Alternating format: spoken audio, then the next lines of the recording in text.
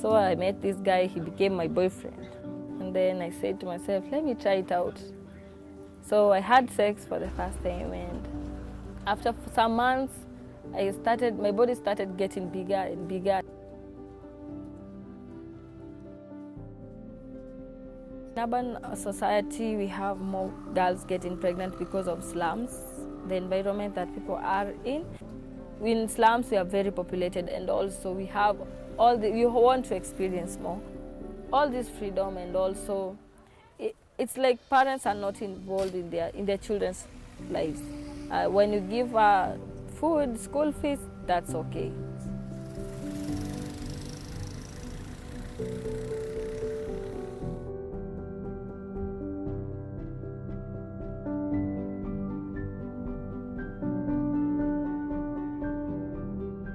Youths attaining services in the health facility, government health facility, is not easy.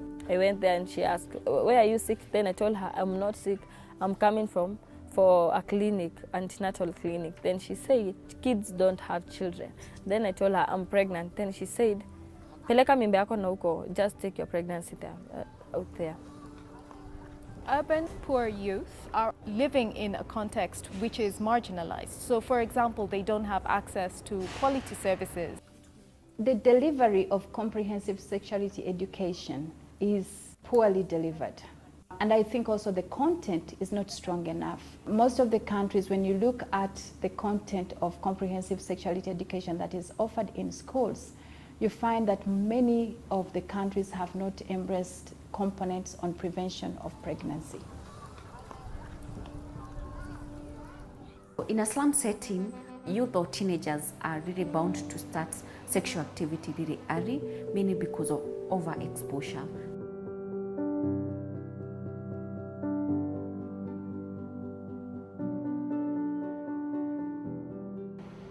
Most of the issues that youth between 14 and 19 are coming with is either they're pregnant, or they're coming to seek a mode of contraception, or they're coming either because of an STI.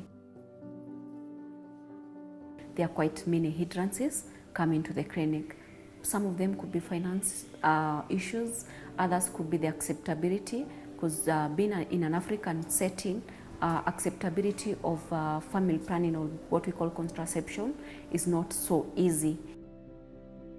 I think if, for example, teachers and health providers are adequately prepared during their pre-service training to interact with young people, to be non-judgmental, it is possible to actually train people to be youth-friendly in terms of the way they interact with young people.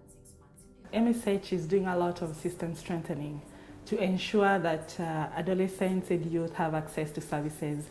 There have to be supplies available so that when they go to the facilities, they have the commodities that they need. They have the essential medication that they require. We also train healthcare providers to provide these services. Nowadays it's changing because you can go to the health center and find a youth. You can talk to her, you can give her your problem, and she can explain well. I've seen a change. More youths are actually coming to between 14 and 19, coming to take a contraception even before they achieve. But some of them actually are coming even after they acquire their baby. Like today, I was really talking to a girl. She got her first baby at 16 years old, but right now she's really very determined not to get another unplanned pregnancy. So she has decided to take a long-term method, and that's for us is an achievement.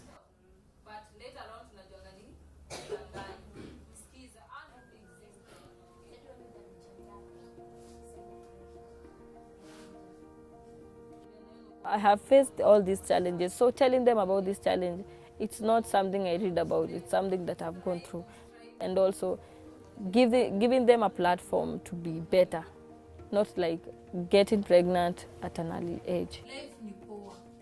When you see youth actively engaged in solutions in urban areas, for me, there's a lot of hope for the future, because I think they have the enthusiasm and oftentimes the commitment to find the creative solutions that are required. And so tapping into that is incredibly important. We need to be prepared to innovate in delivering of programs for the schools and in the way we deliver services to young people.